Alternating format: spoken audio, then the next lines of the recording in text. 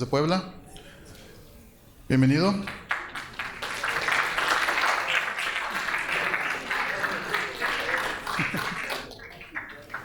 Nos acompaña también la doctora Patricia Rosalinda Trujillo Mariel vía videoconferencia. Ella es veracruzana de nacimiento, es integrante de la Coordinación Operativa Interinstitucional de la Guardia Nacional en representación de la Secretaría de Seguridad y Protección Ciudadana. Asimismo, es titular de la División Científica de la Policía Federal en proceso de transición a la Guardia Nacional. Es autora de 29 libros, ha participado en diferentes congresos y foros de carácter académico nacional e internacional. Bienvenida, doctora.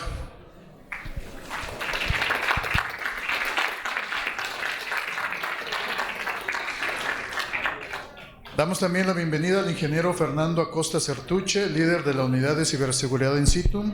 Es responsable del equipo de detección y respuesta de amenazas avanzadas, cuyo objetivo es disminuir el tiempo de identificación dentro de la organización y coordinar una respuesta efectiva que permita minimizar el impacto de una afectación a los clientes de situ. Bienvenido. Nos acompaña también el maestro Carlos Morales Aranda, gerente de Soluciones de Tecnología y Seguridad de FEMSA Comercio, FEMCO, de empresas como OXXO, OXXOGAS y farmacias, operando en 6 países de Latinoamérica.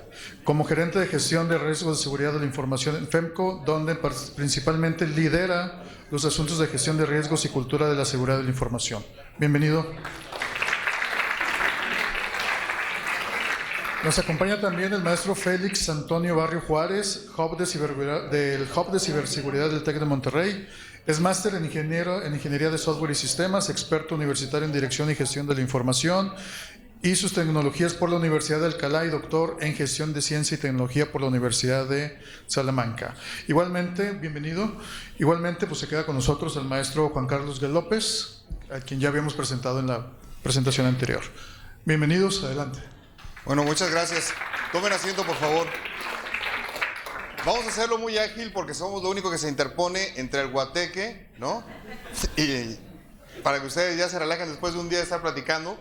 Y a final de cuentas yo creo que lo importante va a ser que ustedes lleven un producto útil a sus instituciones cuando regresen con el tema de ciberseguridad. O sea, con cosas que puedan aplicar, ¿ok? Y nos vamos a ir muy rápido también para que, a ver si puede haber alguna pregunta o 2 preguntas que estén específicas a alguno de nuestros panelistas. Vale mucho la pena por el tipo de perfil que tenemos. Si se fijan ahorita, pues básicamente es iniciativa privada.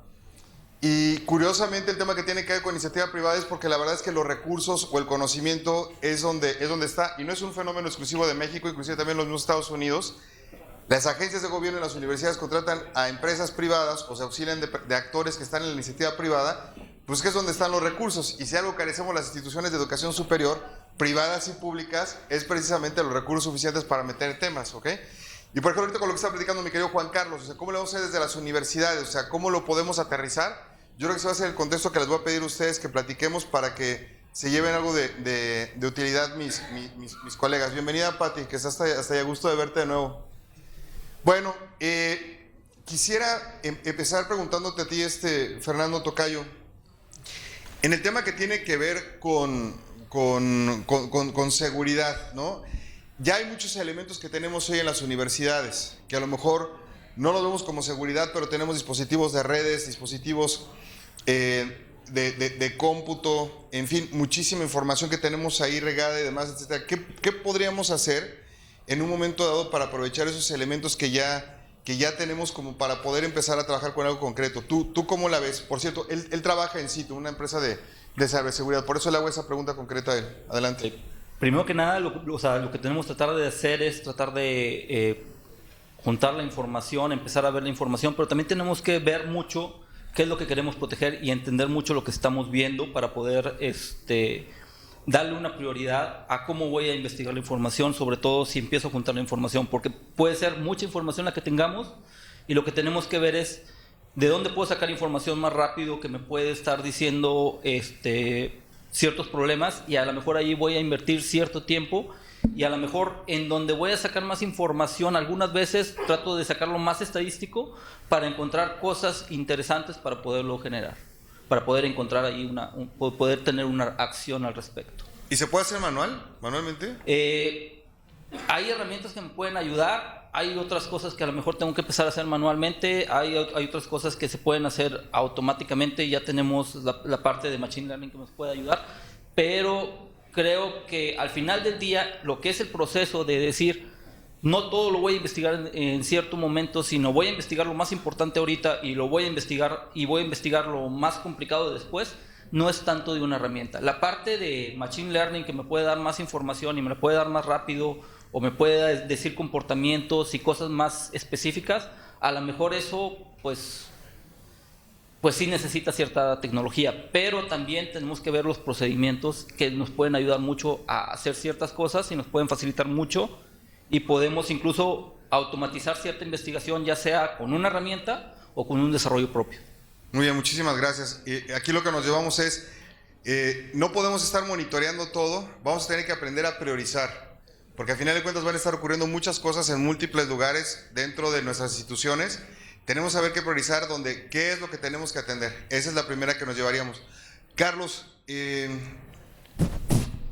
muy joven pero con muchísima experiencia, y aparte siendo tu pasión también, al igual que también el tema que tiene que ver con ciberseguridad, partiendo de la base que quizá no tenemos el presupuesto que se requiere para invertir en temas de capacitación, o en temas de adquisición de licenciamiento, software, hardware y demás, ¿por dónde podríamos nosotros en las universidades empezar, ¿no? O sea, ¿cómo conectar con quién? Digamos, temas de concientización, ¿qué haríamos? Danos en tu experiencia cosas concretas que podríamos hacer ya. Claro que sí, la verdad es que hay que partir por conocer nuestro negocio, nuestra organización. Y todo comienza con conectar con la organización y con su alta dirección, pero también con los empleados, hablando de una empresa o en una universidad con sus empleados, sus estudiantes y demás, ¿no? Tenemos que desmitificar la ciberseguridad, porque la ciberseguridad no es un tema del Olimpo, es un tema de todos, y tenemos que hablar desde el punto de vista de las áreas de ciberseguridad, el lenguaje de la organización. Entonces, si tenemos que hablar con la alta dirección, hay que hablar un lenguaje de la alta dirección, que es el lenguaje de negocio. Si tenemos que hablar con la gente de recursos humanos, hay que hablar en el lenguaje de recursos humanos, porque esto es importante para la gente, porque es importante que la ciberseguridad sea parte del ADN, de la cultura de la organización.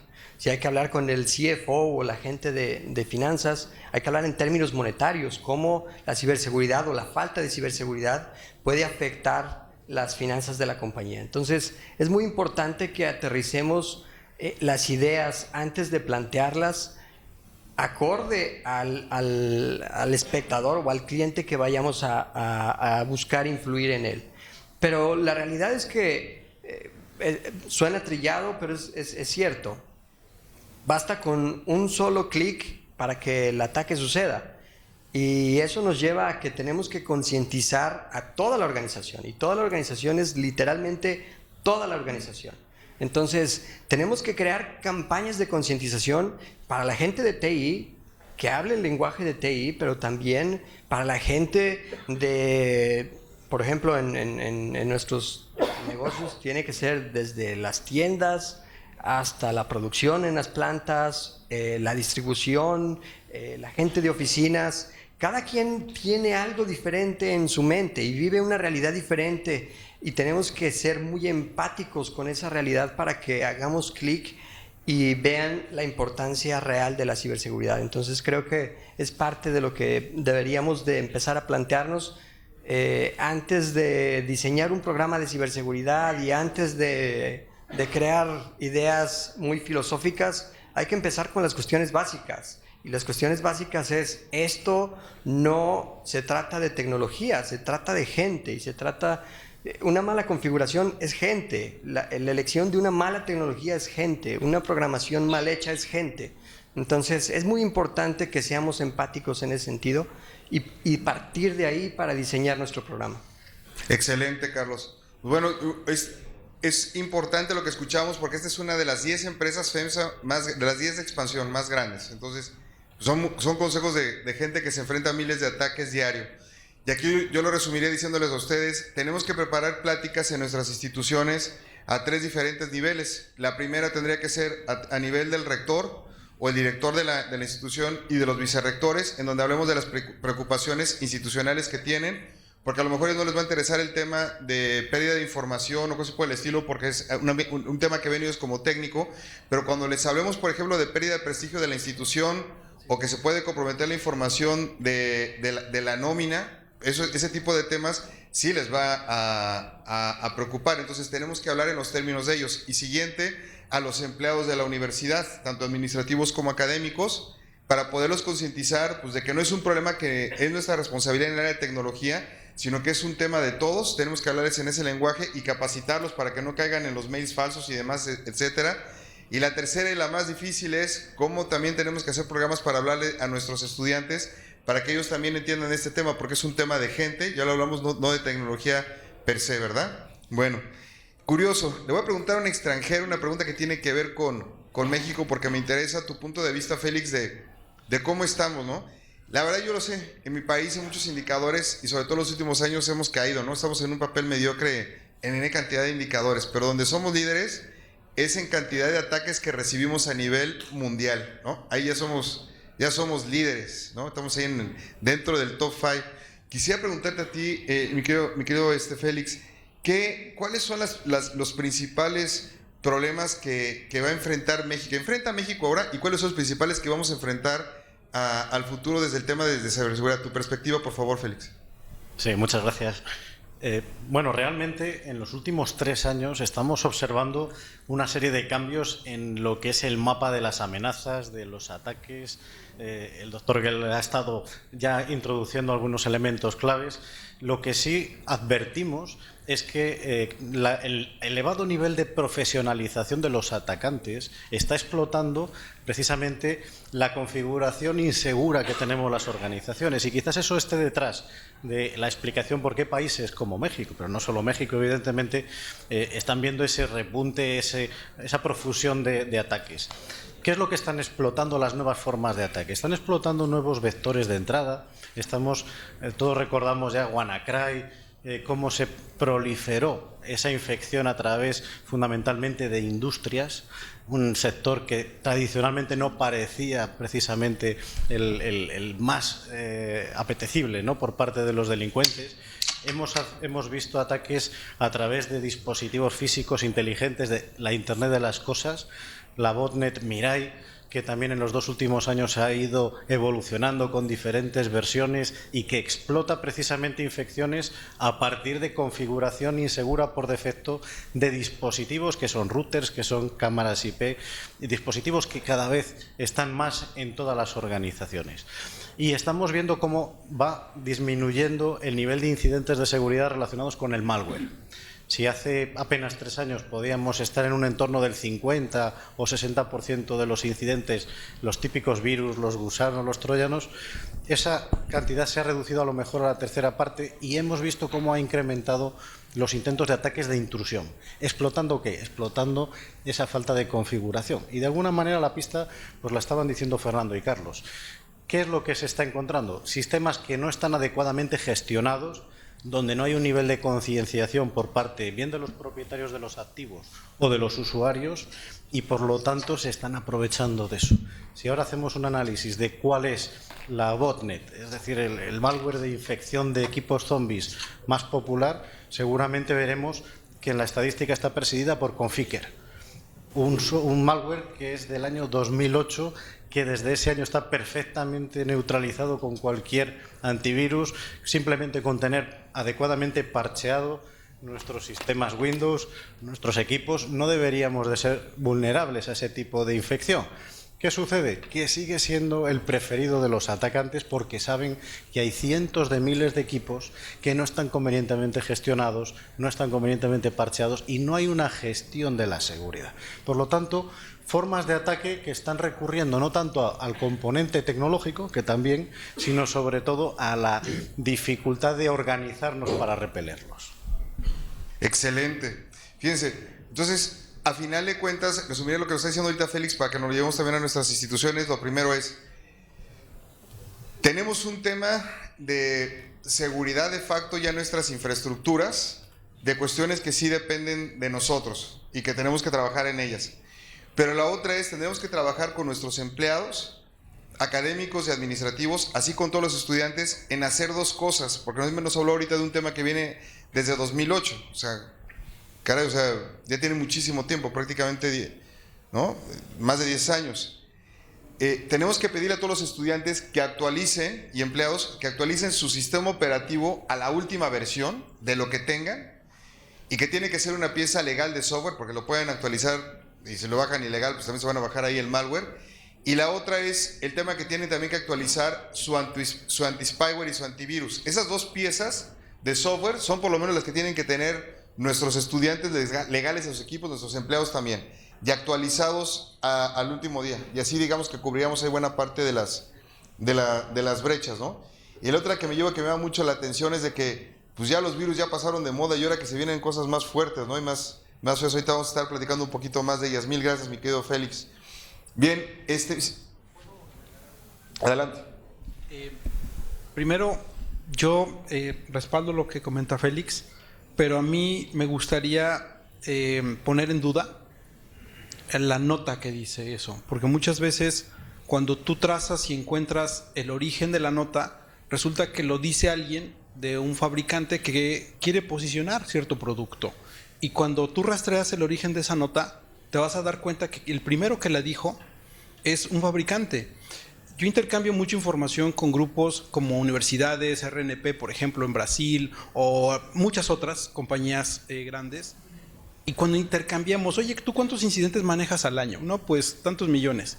Te apuesto que ellos reciben más millones de ataques. Entonces, yo creo que aquí debemos de tener cuidado con las notas y quiénes son los que están generando esa nota. Yo veo una prensa más sensacionalista por querer vender y difundir y decir, México es el número 1 en ataques a la infraestructura. Tenemos problemas muy serios, sí, ve el sector, los problemas que tenemos en el sector financiero, pero yo creo que hay otros países o instancias que también reciben una gran cantidad de millones de ataques, y yo lo único que pediría es cierta mesura y análisis de quién dice y posiciona ese tipo de notas en los medios, porque también tenemos que enseñarnos a distinguir. Yo veo que otros países, créeme, que también están mucho más tecnificados, reciben mayor cantidad de ataques que nuestra propia infraestructura. Gracias. ¿Hay alguien aquí de la UNAM que levante la mano? No está mi querido Fabián Romo por aquí. Creo que no estaría de acuerdo con tu comentario porque digo, fue muy discreto como se manejó el tema, pero en la UNAM, y valdría la pena que preguntaran lo que les ocurrió hace 2 años con un tema de seguridad, fue un tema muy fuerte y mayúsculo, precisamente por no haber tomado en cuenta este tema y haber enseñado esa parte. Atacaron a la máxima casa de estudios, y no tiene que ver con su personal ni con un proveedor, ¿no? Fue específicamente que ellos fueron target. No me gustaría comentar más detalles del tema, me gustaría eventualmente que si podemos retomarlo, que lo tomamos con una videoconferencia con todos los que estamos aquí, los asistentes, para que pudiéramos aprender del caso de la UNAM, pero fue muy fuerte, ¿no? Vale la pena, José Luis, que a ver si podemos conseguir eso para compartirlo con el resto como lección aprendida. Pati, siento mucha admiración por ti, me da muchísimo gusto verte, la verdad, como responsable del área desde hace bastante tiempo. Me ha tocado ver tu crecimiento de la carrera, y aparte también un orgullo como mujer mexicana y como funcionaria lo que has logrado. Y más gusto me dio cuando llegó la nueva administración y vi que te dejaron en tu puesto. O sea, se ve que están haciendo las cosas muy bien y que no se quieren meter al menos ahí en problemas. Me da gusto, Pati, felicidades.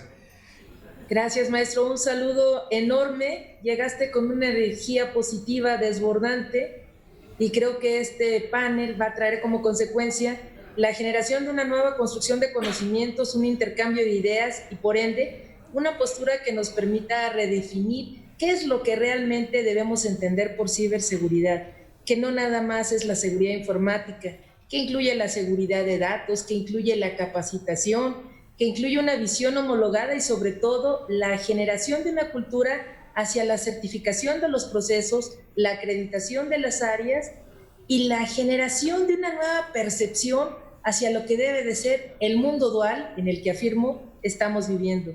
La verdad me encantó verte, llegaste y encendiste con una energía impresionante este panel, Y algunas cuestiones que debemos de manejar ahora es que en esta transformación digital se debe de ubicar la necesaria aplicación de las nuevas capacidades digitales para poder entender procesos, productos y áreas de oportunidad que permitan transformar la vida de todas aquellas instancias que de alguna manera u otra se encuentran hoy vinculadas en el terreno del ciberespacio.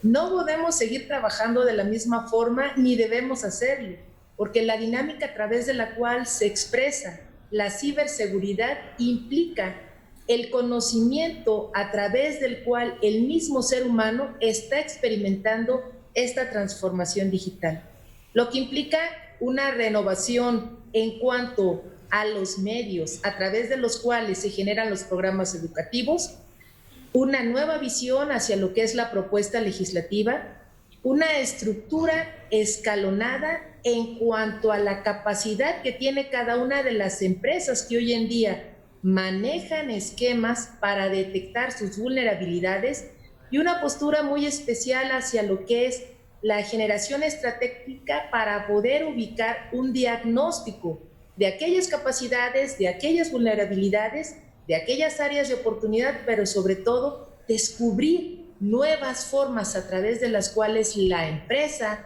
la comunidad universitaria, la sociedad en sí misma puede utilizar las bondades de la transformación digital. Creo que es un reto completo, creo que estamos creando una nueva cultura, que somos parte de un espacio de manera muy particular dentro del desarrollo tecnológico a nivel mundial y que México tiene las capacidades de poder llevar a efecto esta transformación con la suma de aliados poderosos. Creo que la clave en los esquemas de ciberseguridad, independientemente de la capacitación, de la estandarización de procesos, de la responsabilidad a nivel de lo que es la cibercívica o la cívica actitud en el medio digital, es la coordinación, la vinculación y la capacidad de aceptar que es un mundo en donde no existen los dogmas y en el que segundo a segundo se está transformando esta historia llamada transformación digital. Pati, una pregunta. Ahorita que estabas comentando tú el tema de coordinación y con la responsabilidad que tú tienes, ¿tú ves que como nación hoy tenemos los elementos para estar coordinados, por ejemplo, porque no es una labor solamente de gobierno federal, ni municipal y estatal, sino, por ejemplo, también las pymes, las instituciones de educación superior, compañías que están dedicadas a la parte de seguridad? Además, estamos al nivel de la altura de las cosas que tú estás viviendo a diario, de la problemática. ¿En dónde nos ubicamos ahorita, Pati? Bueno, de acuerdo a la UIP, estamos en el 4º nivel a nivel de Latinoamérica y en el lugar 63 a nivel mundial. La gran capacidad que tiene el mexicano para llevar a efecto ajustes dentro de su dinámica, tanto profesional como personal, para enfrentar los cambios, es una de las grandes ventajas. Como recordarás, nosotros tenemos el CERT-MX, cuyo creador está allí sentado junto a ti, Juan Carlos Gell, y dentro del CERT-MX tenemos la posibilidad de vincularnos con 350 CERTs a nivel mundial. El CERT-MX está por segunda vez recertificado en procesos por el Reino Unido.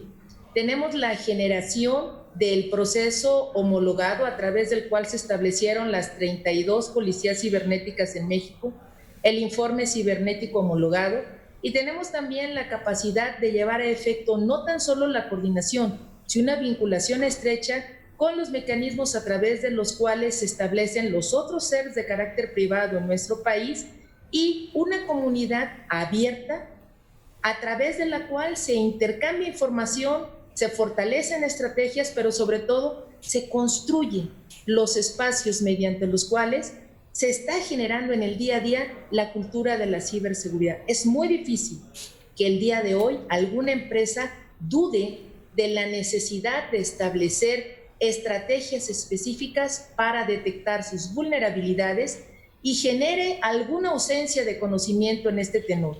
A nivel educativo, como ya lo hemos platicado en el panel que tuvimos la fortuna de compartir en la mañana, la NUYIS ha tenido un papel fundamental.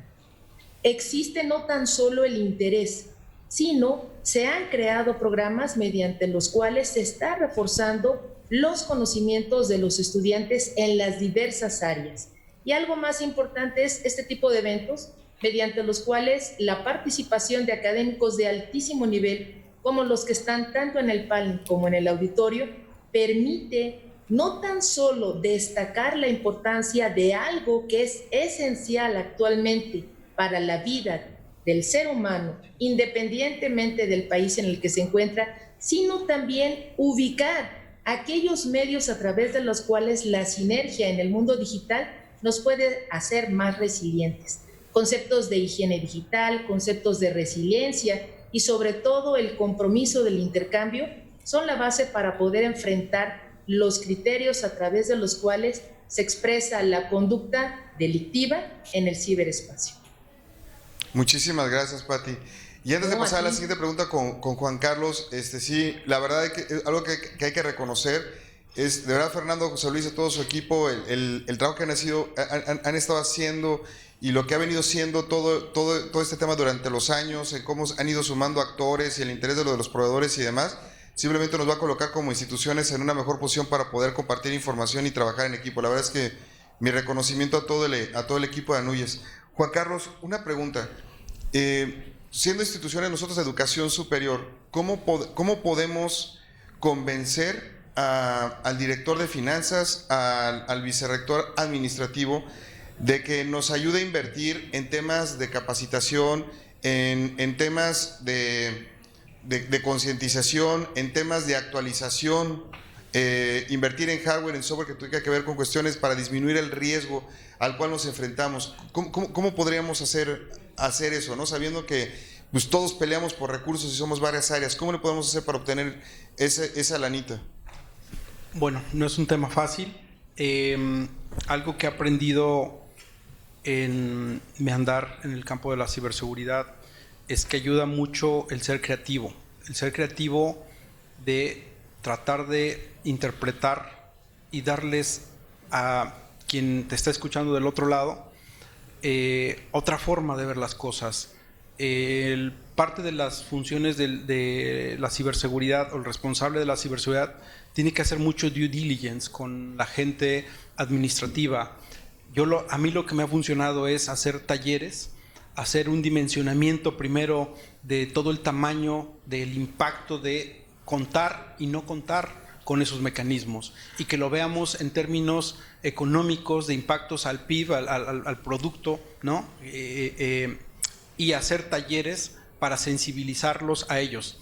Los separo, como tú bien lo dijiste, hay que hablarles a un nivel directivo, a un nivel financiero, hay que hablarles a su nivel, a su lenguaje, y que te entiendan el beneficio de poder contar y qué va a pasar si no contamos con ello. Y no darles solamente el día a día, darles una proyección a corto, mediano y largo plazo, y demostrarle con números que estos grupos realmente van a poder ayudar en la inversión a tecnología, va a poder ayudar a poder contener y solventar muchos problemas que en la universidad se pueden ver expuestas. Hablabas del caso de UNAM.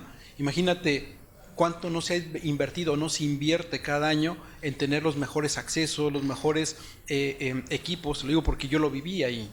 Y el ver que de repente, de un día para otro, eres víctima de un ataque y no lo puedes ni contener, a pesar de que tienes uno de los mejores grupos del país, es que significa que a lo mejor no estás haciendo el esfuerzo suficiente para poderlo contrarrestar. Y si no, es una buena medida para poder corregir qué es lo que no estamos haciendo bien o qué nos faltó dentro de esa estrategia. Estoy seguro que Roberto, junto con Fabián y todo el equipo de la DGTIC, aprendieron de ello y ya aplicaron nuevas medidas. Yo muchas veces, dentro de ese due diligence y de esa sensibilización que hago de talleres con la parte administrativa de las organizaciones, me baso en ejemplos ya documentados y sobre todo en la parte numérica. ¿Cuánto me costaría hoy día la inversión del equipo y cuánto me costaría el no tener ese equipo?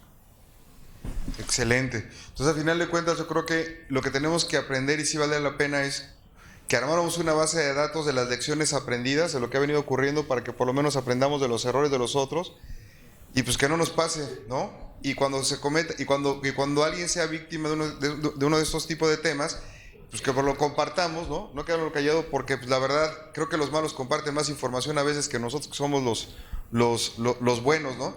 Bien, estamos llegando a la etapa final del panel. Me encantaría si pudiéramos hacer si pudiéramos establecer una dinámica, y si tienen alguna pregunta que levantaran por ahí la mano para que les pasara el micrófono, porque tenemos también cámaras que están grabando, y la observación que me hicieron es que muchas veces no se escucha la pregunta y empieza a hablar el panelista y no se sabe el contexto de lo que está hablando, ¿no? Entonces, en lo que contestamos ahorita, en lo que Carlos empieza a platicar, si pudiera por favor ir levantando la mano para que podamos contestar. Tenemos tiempo para hasta 7 preguntas, que creo que es lo más importante, que le saquen provecho a los expertos que tenemos aquí.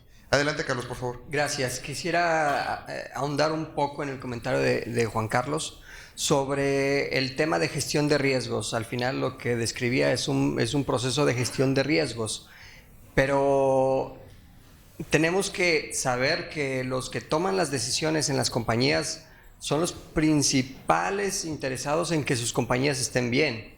Entonces tenemos que acompañar al negocio a tomar esas decisiones. Quien conoce el negocio son ellos, quien sabe cuál es la estrategia del negocio son ellos. Nosotros tenemos que conocer perfectamente eso para acompañarlos en la toma de decisiones.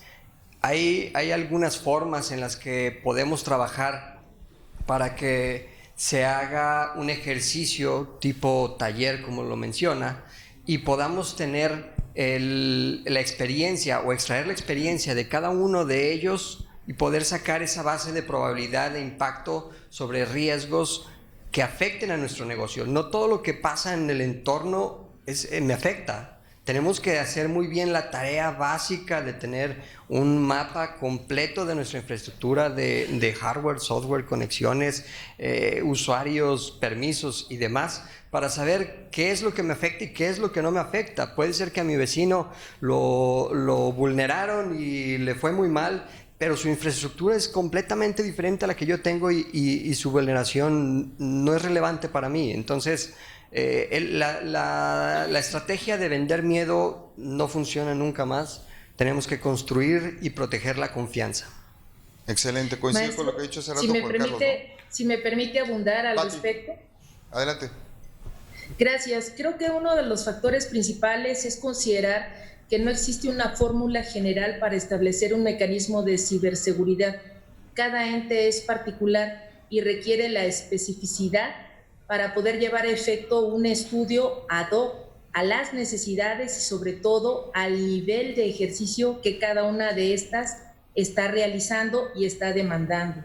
Y una situación muy importante es no olvidar que, acorde con Mark Goodman en su publicación Future Crime, el 80% de todos los incidentes cibernéticos se deben a falla humana más que a falla tecnológica. Y es importante ubicar en este tenor la llamada contrainteligencia social o ingeniería social y establecer las normas internacionales para que el manejo dentro de una empresa, independientemente del tipo de diagnóstico que se realice de la misma, se ajuste a una métrica internacional y por ende pueda tener mayores resultados en el ejercicio de detectar sus vulnerabilidades y de incrementar sus capacidades. Es cierto señalar que no podemos encontrar una expresión de 0 vulnerabilidades. Sería absolutamente irreal plasmarlo, pero sí minimizar las vulnerabilidades en base a un estudio integral que permita de manera detallada no dejar a un lado el factor humano y establecer métricas internacionales para poder ejercer con calidad y una planeación estratégica aplicada al cuidado del ciberespacio. Gracias. Muchísimas gracias, Pati. Entonces coinciden Carlos, Juan Carlos y ahora también Pati y un servidor en que trabajo por hacer que tenemos que hacer nosotros. Tenemos que tener muy claro el inventario de activos con el cual contamos dentro de la universidad. O sea, tenemos que tener así muy claro tanto en hardware como en software, y también tener mapeada la parte que tiene que ver con los usuarios para por lo menos si va a llegar el ataque, pues por lo menos saber de dónde llegó y cuál fue el impacto. O sea, eso sí es una chamba que tenemos que hacer nosotros, ¿no? ¿Tiene alguna pregunta? Mi querido Luis. ¿Y alguien más? De ahí también tenemos otra persona. ¿Les puede sacar el micrófono, por favor? Aparte de poder tener bien mapeado todo, tenemos que tener, nada más quisiera agregar que también tenemos que tener ya preparado cómo vamos a responder en ciertos eventos, ya tener ciertos procedimientos y ciertas acciones para poder responder de una manera efectiva. Excelente, un plan de respuesta a incidentes. Querido Luis. Así es. Bueno, es retomando precisamente la pregunta que hacía hace un momento Fernando, es desde luego un aspecto que es bien importante para generar inversiones y esfuerzos en las instituciones es sensibilizar a nuestras autoridades de la relevancia que tiene el tema de la seguridad. Mi pregunta es, ¿existe una serie de estudios, estadísticas, datos sobre los incidentes que están ocurriendo actualmente en las instituciones de educación superior? Y yo me imagino que si lo hay, están muy enfocadas en lo que está pasando con los estudiantes y en lo que está pasando también en la generación del conocimiento, cómo están robando investigaciones. Pero no sé si hay un estudio del cual podamos echar mano. ¿Alguien quiere contestar? ¿Le puedes pasar el micrófono, Luis? Ahí atrás. Pati, ¿gustas contestar? Claro, tuvimos un reporte de una universidad que obviamente por ética profesional lo vamos a mencionar, a través del cual se introdujeron unos alumnos y llevaron a efecto la sustracción del completo historial académico de su generación, alteraron las calificaciones y tuvieron con ello la oportunidad, entre comillas, de poder demostrar hasta dónde puede incidir el llamado hacker dentro de un nivel académico en una institución bastante seria. Que tenga conocimiento su servidora, las investigaciones que se han desarrollado hasta el momento son sobre todo aquellas que insisten en los llamados delitos que atañen a la persona, como son fraudes, extorsión, secuestro virtual, pornografía infantil, trata de personas. Pero creo que sería un buen momento para poder replantear y establecer un cauce hacia lo que es la generación de acciones delictivas a nivel ciberespacio en el ámbito académico.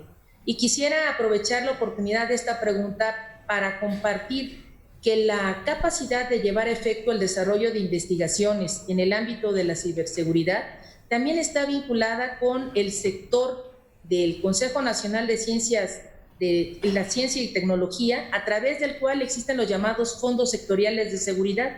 Y siendo la ciberseguridad una materia implícita en este tenor, es interesante poder ubicar esta nueva línea de investigación. Y algo más, visualizar las buenas prácticas. Hace algunos años se estableció en el estado de Veracruz el llamado Proyecto Vasconcelos, que consistió en establecer hacia las comunidades de menores recursos económicos la generación de un proceso de alfabetización digital. Hubo un concurso dentro de la fundación de Bill Gates y obtuvieron recursos suficientes para estarlo superando. Entonces, creo que la generación de una línea que permita visualizar no tan solo las tendencias delictivas, sino las tendencias innovadoras en el ámbito académico, podría ser una muy buena propuesta, resultado no tan solo de este panel, sino del evento que está generando la propia Núñez. Gracias, Pati. Damas y caballeros, estamos hablando del tema de que le pegarían al prestigio de nuestras instituciones. Si se pueden modificar las calificaciones y no nos logramos dar cuenta y al rato tenemos graduados, una cosa y por el estilo, o sea, imagínense el impacto que esto podría tener, ¿no? Y no faltaría quien dijera que lo hicieron en colusión con alguno de los colaboradores del área de tecnología. Entonces hay que tener muchísimo cuidado. Pregunta, por favor. Sí, gracias. Así es. Voy a cambiar un poco el contexto, es más bien por el lado académico.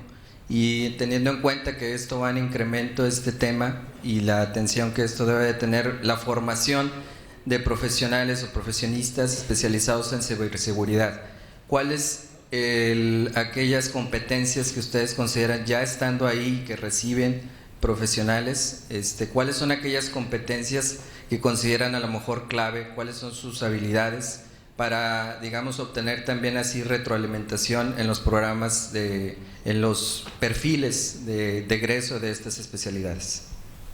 ¿Y quiere contestar? Lo que vemos mucho es que tengan esa curiosidad, que tengan esa habilidad de aprendizaje. Hasta allá atrás. Y realmente que les guste estar investigando, que les guste estarse metiendo, que les guste estar buscando cosas nuevas. Muchas veces nos pasa de que vemos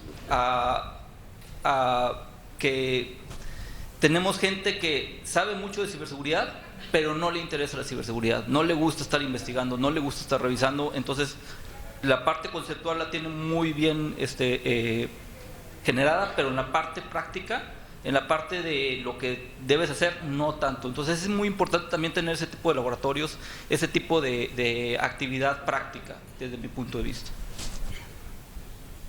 Sí, Pati, permíteme. Carlos, adelante. Sí, claro. Continuando con el comentario, creo que agregaría la parte ética. En la ciberseguridad, si desarrollamos gente con las competencias suficientes técnicamente, sin la ética podemos estar desarrollando los siguientes criminales. Y es una línea muy delgada en la que se puede confundir eso. Entonces creo que la parte ética para las compañías es muy importante, el saber que la gente que está entrando a nuestra compañía es una persona ética, con valores y con apego a legalidad, ¿no? Rápido, Félix, dale. Oigan, a ver, vamos a hacer eso para que nos dé tiempo de las últimas 3 preguntas. Vamos a cambiar rápido la dinámica. Ya había Pati, sí, gracias. Para que nos dé tiempo en la dinámica, lo que vamos a hacer ahorita es, terminando de contestar ahorita, va Pati, luego tú, Félix. Nos hacen la pregunta, usted nos hace una pregunta, por favor, luego nos toca otra allá, otra acá, otra acá, ustedes anotan y la contestamos y nos vamos ya al cóctel. ¿Sale? Ok. Pati, adelante, por favor. Claro, esta misma pregunta la hicieron justo el año pasado y la respuesta fue habilidades matemáticas, habilidades informáticas, capacidad para la investigación cualitativa y cuantitativa, formación en el área psicológica y deontológica, que es compatible con la expresión que acaba de decir el compañero del panel sobre ética, y también el desarrollo de la llamada ingeniería social, la contraingeniería social, aspectos económicos y sobre todo la habilidad pedagógica, porque no nada más es formar para enriquecerse personalmente el conocimiento, sino formar para ser formador de formadores. Esa sería mi sugerencia. ¿Ya vieron por qué la admiro? Ha sido más asertiva. Félix. Sí, y por ir un paso más allá, el problema que se avecina es que ya estamos en la 3ª generación de la capacitación técnica en ciberseguridad. Vamos a una línea de especialistas. No basta con tener una maestría en ciberseguridad. Necesitaremos expertos en análisis forense, expertos en ciberinteligencia, expertos en pentesting. Toda la gama que en el NICE Framework los americanos ya lo tienen muy desarrollado y muy perfilado. Todo eso hay que nutrirlo con una diversificación de la oferta formativa. Y además las empresas, y en el juego de ciberseguridad del TEC de Monterrey nos lo han trasladado muy claramente, piden que todos esos profesionales hablen muy bien el lenguaje de negocio, como bien decían antes Carlos y Fernando, que lo sepan traducir, no solamente que sean los mejores técnicos, sino que lo hablen en términos de que pueda entenderlos cualquiera de la línea de operaciones de las organizaciones. Oye, ya te vi, mi querido Juan Carlos. Nada, a ver rápido. Me preparan rápido las preguntas, me dicen rápido la pregunta y las van anotando ustedes la que vayan a poder contestar, ¿no? ¿Cuál es su pregunta? Bueno, mi pregunta va enfocada a lo siguiente. Si la conclusión es que la debilidad son las personas, ¿qué estrategias necesitamos hacer para llegar allí? ¿O qué recomiendan? Ahorita están hablando de un nivel experto, pero ¿qué pasa con los niños? ¿Qué pasa con los papás que también los exponen y los ponen vulnerables? ¿Qué nos recomiendan? Nosotros ya pensamos algo por ahí, pero me gustaría saber su opinión. Es una pregunta. Siguiente pregunta. Vayan anotando la que quieran. Sí, buenas noches. A nivel nacional, el CISEN, ahora Centro Nacional de Inteligencia, realiza una agenda anual de riesgo. ¿Qué lugar ocupa la ciberseguridad a nivel nacional? Y en el Plan Nacional de Desarrollo de la anterior administración presentaron la Estrategia Nacional contra la Ciberseguridad con 5 ejes, con objetivos estratégicos, 5 objetivos estratégicos, y si esa se mantiene o ya se hicieron adecuaciones por la actual administración. Esa va a ser para ti, Pati. Tercera. Poniendo en contexto lo que comentaba la doctora Patti acerca del caso de estos alumnos que hackearon las calificaciones de la escuela, en Cancún hubo un caso de una universidad en donde un alumno hackeó las pantallas donde se ponía la información y puso caricaturas pornográficas. Este alumno fue eliminado, expulsado de la universidad, por lo tanto no pudo terminar. Y sin embargo este alumno es uno de los mejores desarrolladores de software con los que yo trabajo. ¿Cómo podemos cambiar el paradigma para que en lugar de que sea visto como una vulnerabilidad para la escuela, sino más bien como, bueno, ok, lo hiciste, ¿cómo podemos recuperar eso y enriquecerlo para hacerlo mejor en lugar de verlo como algo malo, ¿no? Okay. Y la última pregunta de la noche. Muy rápido porque queremos ir al evento ya, ¿verdad? En la mañana me llamó la atención que el rector de la Universidad Autónoma de Nuevo León hacía énfasis en la parte de responsabilidad social. Quiero preguntarles a los ponentes y sobre todo a la parte la académica, ¿qué están haciendo las instituciones de educación superior para que estas medidas preventivas de ciberseguridad llegue también a la población? Ahorita ya está en operación desde hace una semana el pago vía celular, ¿no? 37 de los 39 instituciones bancarias ya hicieron el acuerdo para poder hacer este pago, ¿no? Entonces quiero preguntar, en primer lugar, a Patti, cuáles son, en ese mapa de riesgo que mencionas, que me parece muy adecuado, cuáles son esos ataques o los 3 principales ataques a instituciones educativas que se han desarrollado en los últimos tiempos, y también a ustedes, los que están en la parte académica, ¿qué acciones hay para difundir acciones de ciberseguridad para la población en general, sobre todo para los niños y para los jóvenes? Tenemos 7 millones entre media superior y educación superior que son susceptibles del uso de estos aparatos como el teléfono o los smartphones. Gracias. Muchísimas gracias. Ahora sí, señores panelistas, les toca responder. ¿Les parece que le demos lugar primero a las damas? Patti. Sí, sin ningún problema. Gracias por la caballerosidad. Bueno, básicamente voy a tratar de dar una respuesta que englobe las preguntas que amablemente nuestra audiencia señaló.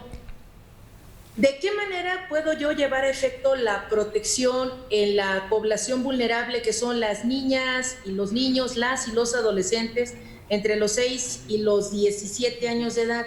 Primero, conceptualizar que es el 28% de la población que utiliza con mayor frecuencia el Internet. Segundo, los padres tienen un papel fundamental con la vigilancia, con la enseñanza, pero también con la transmisión de valores. ¿Qué quiero yo publicar en Internet? ¿Qué quiero yo expresar en Internet? ¿Qué tanta seguridad tengo de que lo que expreso puede o no puede ser malversado? Y sobre todo, los criterios del llamado civismo digital, a través del cual se fortalece la autoestima, el autoconocimiento y el autorrespeto de la persona. Tanto en el mundo real como en el mundo virtual, si no existe el concepto del autoconocimiento, del autorrespeto, de la autoestima y sobre todo de la autoafirmación apegado a valores, teniendo como ejemplo primordial la familia, no podríamos constituir ningún esquema seguro hacia el mismo. En la medida en la que esto se difunda, tanto en el ámbito escolar como en el ámbito laboral, las personas se van concientizando, y una de las vías más importantes es la socialización del conocimiento, teniendo desde el punto de vista de las reuniones que se ejecutan en las áreas académicas, en los consejos universitarios o en el propio salón de clase, un espacio para compartir hasta qué punto se considera o no importante que la persona valore su propia existencia. Si yo valoro, automáticamente puedo ser responsable de lo que hago. Pero si yo no encuentro valor en mi persona, ni dignidad en mi persona, no la puedo exigir y mucho menos la puedo compartir. En relación con qué se está haciendo actualmente en el Plan Nacional de Desarrollo, la principal parte a través de la cual se maneja el eje de la ciberseguridad es la parte incluyente, que todas las personas tengan acceso. Podemos hablar de ciberseguridad, pero sabemos que hay zonas muy alejadas en las que no existe conectividad, en las que ni siquiera tienen el conocimiento de por qué y para qué se deben ejecutar estas acciones, y sobre todo que no se lleva a efecto la cultura de ciberseguridad, y por ende, reitero, el proyecto Vasconcelos que se desarrolló para dar alfabetización a las personas con una situación extrema de pobreza, obtuvo este primer lugar en la fundación y es un parteaguas para generar acciones a través de las cuales se siga visualizando con gran importancia el cuidado del sector financiero, la economía, electrónica, la capacitación, las poblaciones vulnerables y sobre todo una cultura creciente hacia el cuidado de lo que es nuestro ecosistema digital, propiciando una mayor visualización de lo que es la higiene y la resiliencia. El comentario que hizo el compañero del chico que tuvo una situación de actividad negativa hacia su universidad y que trajo como resultado la expulsión de la misma, hay muchos datos a nivel de la historia de hackers que fueron detectados y que después de haber llevado a efecto el cumplimiento de la pena por el acto que desarrollaron, fueron atraídos para poder generar toda esa capacidad con la visión ahora hacia la socialización del conocimiento y la proactividad. Creo que la base del encontrar a una persona con gran capacidad es detectar, primero, que es talentoso y segundo, ubicar cuál fue el motivo que desvía la percepción hacia la socialización positiva y proactiva y trata de llamar entonces la atención hacia un rasgo negativo que lo único que hace es denostarse. Y cuando una persona realiza un acto que se denosta, lo único que está señalando es que tiene un sentimiento de culpa muy alto, que muy probablemente viene de un conflicto interno no resuelto en su relación familiar y que por ello amerita atraer la atención para que reciba la culpa, se sienta satisfecho por haber sido castigado y automáticamente retome su vida. Por ello es que el compañero manifiesta, ahora es uno de los más grandes desarrolladores. No es el único caso, a nivel mundial se han dado muchísimos, a través de los cuales una persona con una conducta delictiva, después de haber pagado su pena o reflexionando sobre la misma, encuentra criterios de desarrollo con beneficio a la sociedad. Desde el punto de vista de la criminalística, rápidamente menciono que uno de los más grandes investigadores a nivel mundial y que fue el antecedente de la investigación criminal que incluso hoy realizamos en el área de ciberseguridad fue Eugene Vidot, y Eugene Vidot, con un problema de disfunción familiar impactante, pero con una genialidad, logra ser el más grande delincuente de su época y después se rescata y se convierte en el investigador número 1 a nivel mundial. Con eso cerraría. Muchas gracias.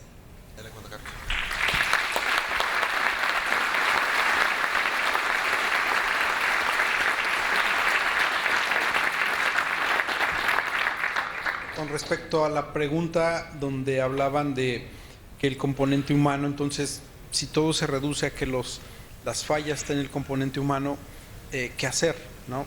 Sé que hicieron esa pregunta. En mi caso, yo te puedo hablar de la experiencia que yo hice. En el momento en que yo creé un plan de becarios en la UNAM, estoy hablando 2001, 2002, créeme, fue un obsesivo. De hecho, tuve muchos pleitos al interior, porque además de hacer un examen de conocimientos, que eso tiene que ver con sus habilidades, etcétera, y te pueden demostrar que son muy buenos hackers y que cumplen las mejores habilidades, porque es un examen de habilidades, y además de que tengan conocimiento de otro idioma, preferentemente inglés, porque mucha de nuestra bibliografía está basada en ese idioma. Yo fui un obsesivo y luché hasta que no obtuve un examen psicológico de la persona, del ser humano, porque yo me obsesioné debido a que teníamos proyectos desde la academia, de estar evaluando desde las mismas elecciones, son proyectos de vital importancia para el país y tú necesitas un sustento que periódicamente te esté indicando cuál es el componente, ¿no?, de la mente del individuo per se. Y eso me lleva también a la respuesta del compañero. En muchos de mis ejercicios que hice en la academia, yo recibí muchos hackers. Y ahí viene un gran problema y un gran paradigma. ¿Cómo encauzar esa energía que el alumno trae, que el individuo trae, de buena forma para que esas habilidades se transformen en cosas positivas? Tuve muchos casos de éxito.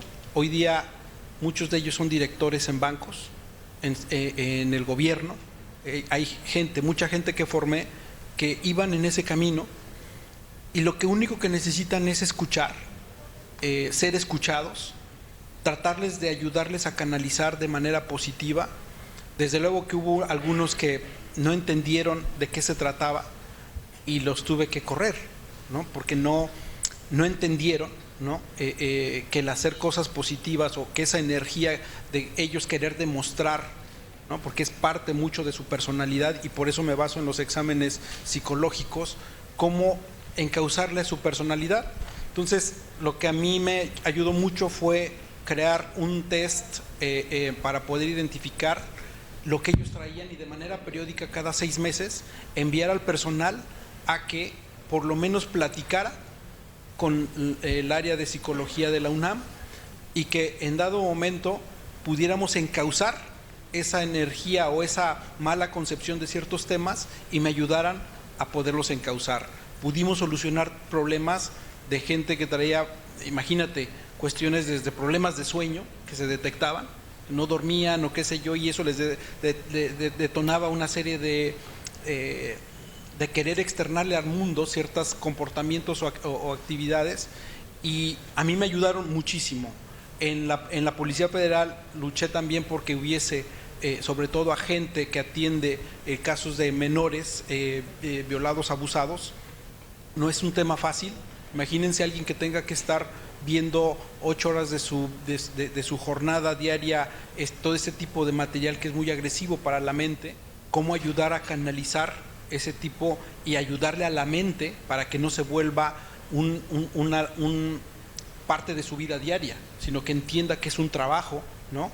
Entonces, no es un tema complejo, pero a mí lo que me ayudó en este tiempo, y lo estoy aplicando hoy día en la IP, es hacer un examen psicológico de manera periódica con el personal para poder tratar de entender qué es lo que trae en mente, y que no cualquier factor detone en que sean los hackers o sean los que están abusando de menores, ¿no? Eso es como experiencia de lo que a mí me ha ayudado para encauzar al factor humano. En la parte, nada más completando un poco lo de encauzar, creo que también vale la pena generar retos tecnológicos que nos ayuden a detectarlos para poder encauzarlos. O sea, si yo les doy retos, a lo mejor en vez de hacer ese vandalismo va a empezar a cumplir esos retos, y a lo mejor de ahí ya lo puedo encauzar de esa manera, nada más complementando un poquito lo que comentaba el doctor. En cuanto a qué hacemos para ayudar a la sociedad y a la comunidad, en realidad la gente y la comunidad de ciberseguridad sabemos y tenemos muy claro que no podemos hacerlo solos. Entonces, buena parte de nuestro tiempo libre, entre comillas, que aunque es complicado etiquetarlo como libre, nos dedicamos a hacer conferencias, a hacer talleres, a generar iniciativas en diferentes ámbitos, desde universidades hasta los Boy Scouts, en cualquier espacio donde podamos hablar y concientizar a comunidad. Creo que es muy, muy valioso seguir con ello. Desde los ancianos, que a veces se nos olvidan o creemos que no utilizan la tecnología, es un área que debemos continuar trabajando, porque literal les transformamos la vida, los volvemos a incluir en una sociedad y les damos una realidad diferente. Entonces, yo creo que es algo de nuestro ADN en la comunidad de ciberseguridad. Lo que quisiera es invitar a que esto creciera, y cualquiera es bienvenido. Bien, recuerden que para seguir en comunicación, conéctense con nosotros en Facebook, en Anuya Stick, y ahí vamos a continuar con todo el tema de toda la discusión. Entran ahí a Anuya Stick, tienen que contestar 3 preguntas y ya José Luis les dará acceso. Félix, Carlos, Fernando, Juan Carlos, Pati, muchísimas gracias por este panel. Démosles por favor un fuerte aplauso.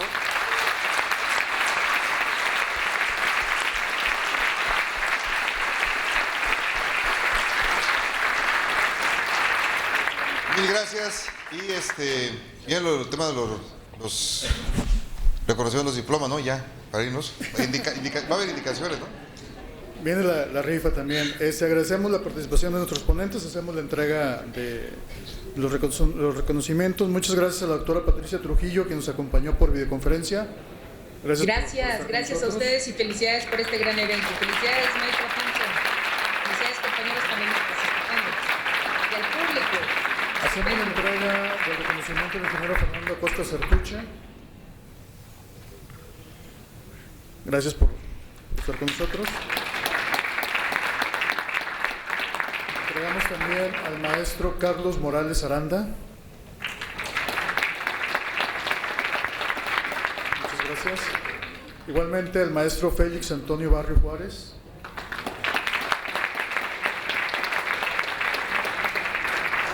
Damos las gracias también al maestro Fernando Thompson de la Rosa.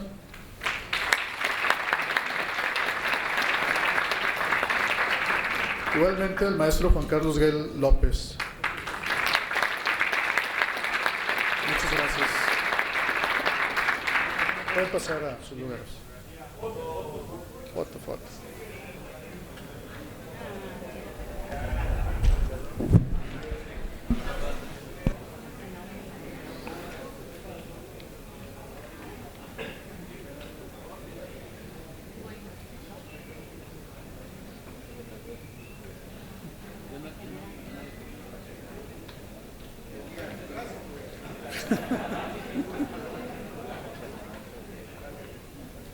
Muchas gracias.